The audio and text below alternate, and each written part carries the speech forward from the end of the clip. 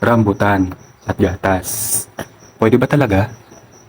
At para magkaalaman na siyempre, babalatan na natin. Amazing! So ito na nga, binabalatan ko na yung rambutan.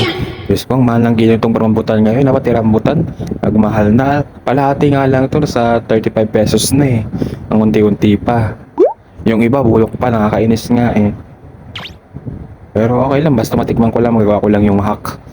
Yung may gatas tsaka rambutan. Titikman ko lang kung ano lasa. Ay, nako. Pataas na ng pataas yung cost of living. Tapos yung sweldo mababa pa din.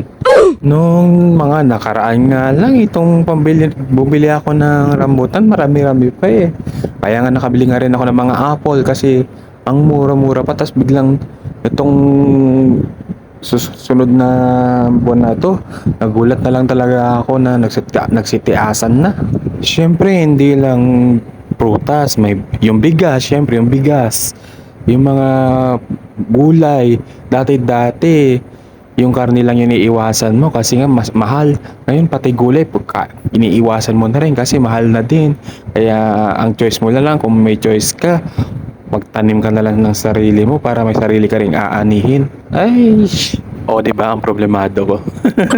Anyway, bago ko nga pala yan, problemahin. Etong Yakult nga pala yung ginamit ko imbis na yung gatas. Actually kasi bawal na ako sa gatas.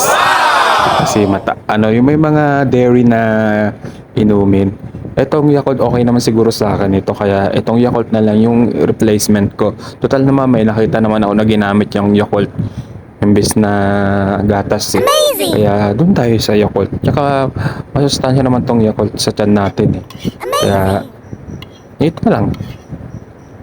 At least mayroon tayong alternatives. The moment it's truth.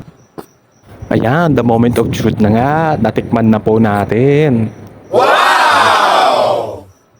Oo, diba? May paggulat effect. Kunwari professional tayo, wag tayo magpapalata na nasasarapan tayo, ganon. Ayan, ang ingay na kumain. Ibig sabihin, ay Diyos ko, hinigop pa. Aroy, hindi pinatawad, pati sabaw. Nako po, oy. Basta good yan, mekos-mekos lang yan. Basta ang mahalaga wala tayong tinatapakan na tao. Ano? Ha? Ba't may ganun? Basta yan, masarap. Okay siya. Pasok. Pasok sa banga. Amazing! Ayan na, for the last shot. Ininom na po lahat. Ang sarap kaya kasi. Ngayon lang doon natikman eh. Parang alam niyo yung abutan, naging lasang parang nata de coco. Ganun siya. Masarap din siguro to kung talagang pure na gatas yung ginamit ko. Eh, syempre, sa ngayon, ito munang Yakult. Okay naman siya eh. Mas masarap to. Mas masarap siguro to kung marami ding yelo. Yung rambutan, para talaga siyang nata de coco. Pero gusto ko pa rin yung buko syempre. Doon pa rin tayo sa nata de coco na de coco talaga. De coco Martin. Yan, kain-kain lang.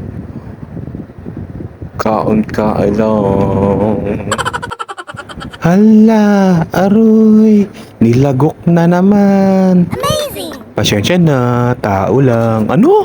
Wah! Ang daming palusot. So ayan, ubos na nga daw. Kaya hanggang dito na lang. So, bye-bye.